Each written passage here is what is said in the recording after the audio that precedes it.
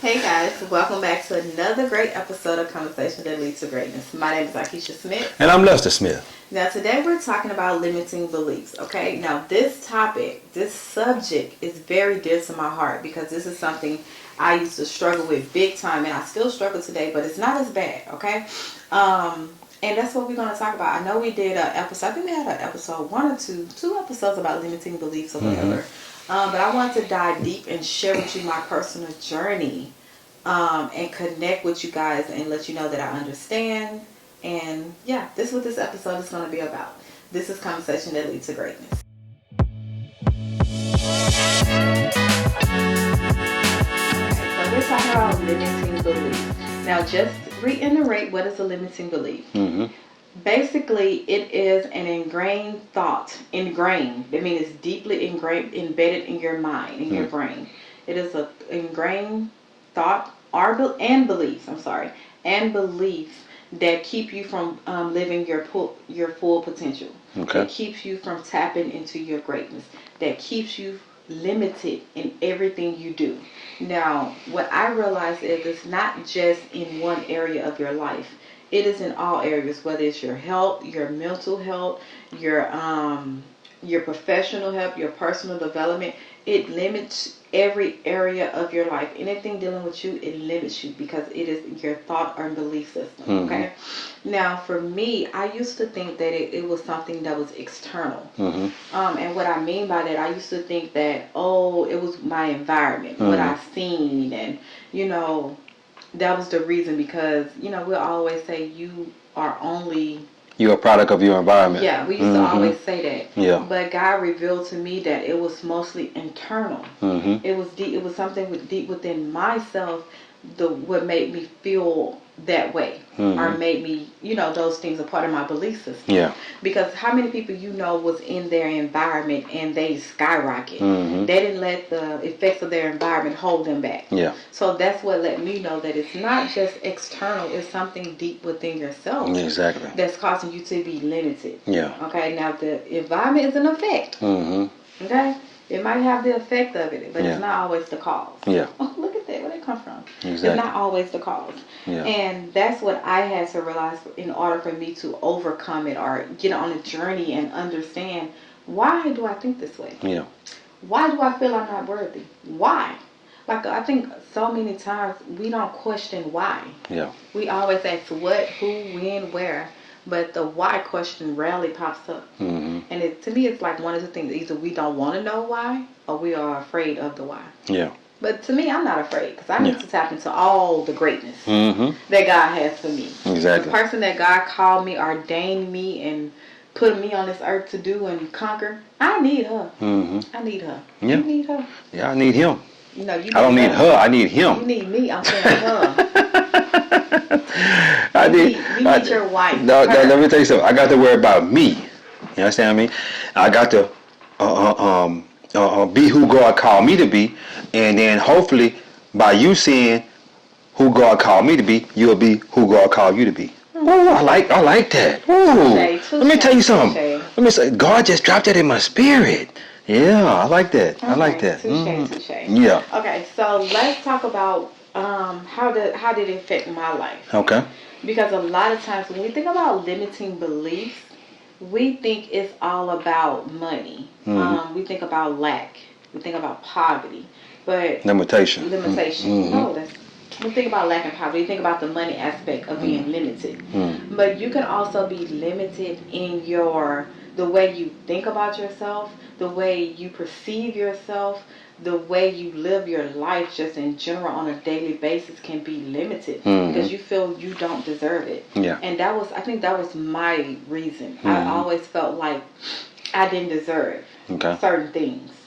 And I had to ask, like, where did that come from? Okay. Why do I feel that way? And I think the number one step into overcoming your limiting belief is to learn how to identify your limiting beliefs and where did it come from. Like, because I knew that I felt like I wasn't deserving, so that caused me to downplay myself, that caused me to live in this bubble, that caused me to, if I'm in a room and I know something or question, That's still back to the school days. Another thing to make you sabotage yourself. Self-sabotage is serious. It's a real thing. And, Lord have mercy. We ain't gonna even get into. You want to get into that one? I'm gonna get into it. Okay. Because I remember so many times you sabotaging yourself. I did. Yeah. On purpose. I don't know. I don't necessarily think it was on purpose. Yeah, you're right. I think you because you seen yourself in a hit with your goal that you wanted to hit, and you're like, I'm scared. When then you drop yourself back down. Dropped it down. And then you'll get up there and you about to hit your goal that you wanted to hit again, and you drop yourself back down. That's called self-sabotaging. Yeah. Mm-hmm. When you see yourself about to hit it, and then you just a great opportunity you've been praying, asking God for, you work hard for, and you just be hoping it don't come to you. Yeah. You just Ooh, that's deep. So and then also stems back to my limiting. I felt like I didn't deserve it. No matter how hard I worked, no matter how many orders I would get, or how I remember it was crazy because I remember a time when I had Layla. Our second daughter. It was time. I actually did a video of it where I was fulfilling orders, and she was literally a couple of months, maybe a couple of weeks. She was laying on my lap, and I'm sitting there sewing, making wigs. I'm hustling. I'm doing all I can. Yeah. But then I think when I got on this journey, it was just like, why? Why do I feel like I don't deserve this? Why do I feel like everybody else, like I even used to teach. So all my students, I would push, you can do this, do this. But to me, I felt unworthy. And I had to go on that little journey. So this is a video about how I overcame certain of my beliefs. I'm not saying that I overcame all of them, but I recognized them to a point where I can cast them down. I can not just let it overtake me. So, they always say you need to renew your mind on a daily basis. On a daily basis. Yeah. And that's where I felt back, because I felt like I'm good. I started the journey. I recognized it. Yeah. I identified what it is. I'm good. I don't have to renew my mind. Exactly. And let me say this too. I'm continuously renewing my mind. And she wasn't renewing her mind. I became distracted. You became distracted. It was not necessarily distracted. It wasn't distracted. It was complacent. Complacent. She was cool with where she was, and didn't want to grow. You understand? While I'm continuously growing, and by me continuously growing and her being complacent with where she was dragging me down. Yeah. Ooh, think about that. Think about that. So you have a spouse or a significant other that you're trying to grow, and they're not trying to grow with you. They might be dragging you down. They might be hindering you from your growth. Because that's deep. That's deep. And this is the crazy thing. My sister who helped me to realize this. Yeah. Oh, I love her. But it helped me to realize because we're one. It's not God don't look at us separate. What he is and what I am, we are one. Yeah. So if he's believing and I'm doubting, guess what? That's a positive and a negative forces that's working against each other. Exactly. We already know negative always outweighs the positive. Exactly. It's strong. Exactly. You know what I'm saying? That negative energy is real. Negative energy. And once she put it to me like that, I'm like, man, we could have been so farther. We could have did this. We could have been done some stuff. But because I was negative, I was doubtful. I was self-sabotaging. So that's what led me on this journey. But one thing I had to do was I had to realize how to identify, what are my limiting beliefs? What do I believe about myself? What is my belief system? Then I had to realize and recognize, where did it come from? I didn't look at my outside. I had to look deep within myself. How did I feel about myself? And what it revealed to me was, a lot of times, because I was the baby and I had all these brothers and I'm basically the baby of the family, and a lot of times I wasn't seen. So it just left you like being in the background. Or even in school. Yes, I was in extracurricular activities my whole life, but I was always I was never like that, rah, rah, rah, look at me. Because I was taught, you should be heard. Wait, what is it? You should be seen but not heard. Yeah, but it was just like, it kept me silent because then I was shy. Most people confuse my shyness as being stuck up or bitchy or, it confused it for whatever, but I was just shy. If I didn't know you, I didn't talk to you. Exactly. So that all stems back from, I didn't have a lot of friends. I wasn't popular. I wasn't all this. So I just felt like I wasn't worthy to live the life And I felt like the people that lived that life was those people I wasn't. Mm-hmm. You Yeah. know? So that's where that came from. Mm-hmm. And God just really just revealed that, like, deep down. Mm-hmm. That's where that came from. Okay. And it took me to go on a journey of finding out who God called me to be, who God say I am. Mm-hmm. Not what I think I am, not what you think I am, the world, my parents, who my teachers, whoever. It's all about what God called me to be. Mm-hmm. And once I realized who God called me to be, and I studied Him, and every day, like every day, Mm-hmm. like you might not know this, every day I'm listening to, okay, who am I in God? Mm-hmm. What God called me to be? What am I here for? What are Yeah. my powers? Yeah. You know? What is your purpose? My purpose, and what Yeah. am I anointed to do? Like, what, who am I? I'm a child of God. You know what I'm saying? Yeah. And actually taking it deep within myself, not just quoting it and believing it. Mm. Then I'm able to overcome when those limiting beliefs come. When it feels like, oh girl, you don't deserve that bag. Oh girl, you don't deserve, to go into a grocery store and just don't even look at the price, just put things in the cart. You know what I'm saying? Mm-hmm. You're not in lack. You know what I'm saying? Yeah. So when those thoughts come, I'd be like, listen, God gonna provide. Yeah. He is Jehovah Jireh, okay? Mm-hmm. And if He don't provide, I'm gonna go sell some stuff. Mm-hmm. What's the worst can happen? And ain't no if He don't provide, He gonna provide. Yeah, exactly. Long as you keep walking in your purpose and doing what He called you to do, He gonna provide. Yeah. There ain't no if He gonna. I just want to let you know that. You're right. Yeah. Okay. You're right. All right. And so, yeah, guys, if you can be relatable, okay? He don't struggle with this as much as me. Well, I struggle with it too. Much. Yeah, I struggle with it. I just want to let the people know I struggle with it too. Mm-hmm. You know what I'm saying? But it's not on the level that you're on. Yeah. Like you just said. And with me, it was more. My grandmother showed me something different as a child. And because she showed me something different, like my grandma, I told this previous story many times before, but my grandma used to be a maid in the rich white people's houses. And she would take me with her to clean the people's houses. And as she took me with her and I seen these houses, it set something off in my mind, like I can have this, I can do this, I can be this, or whatnot. And as that set off in my mind, see, I learned that a lot younger than she did. You understand what I'm saying? Yeah. So as I seen that, I was like, oh, I like this. I like this. They got cars in the garage that I like these cars, drop tops and all that kind of stuff. I'm like, whoa, this is nice. And as I kept seeing that over and over again, I kept telling myself, you can have this if you want it. You can have this. But then when I would go home, my mom would tell me, nah, that's for them people. That ain't for us. Yeah. You know what I'm saying? And she would tell me that I'm fighting with that thing. She telling me this, and I'm looking at that. Mm-hmm. She telling me this, and I'm looking at that. I'm like, man, what do I go with? You know what I'm saying? But I knew I wanted to have more, do more, and be more.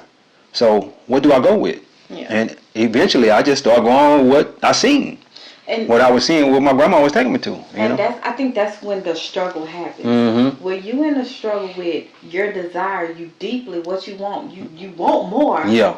But it's still you got your family members telling you can't do this and you can't do that. Your situation, your environment is that. Yeah. And I think that's what a lot of people, once you get to that struggle point, you are halfway there. Yeah. Okay, let me say this: you are halfway there. If you're struggling and you acknowledging your desires, but you're struggling with your back, you halfway down. Yeah. This is how you move forward, because this is how I move forward.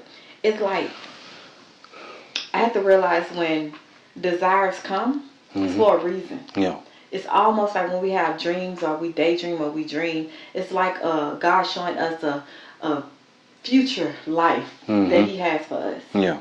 And He's looking at who He called you to be. He's looking at your end.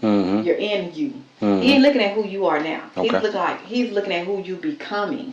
Who you going to become when you get this. Yeah. Okay? So once I realized that, it stopped making me afraid of being afraid.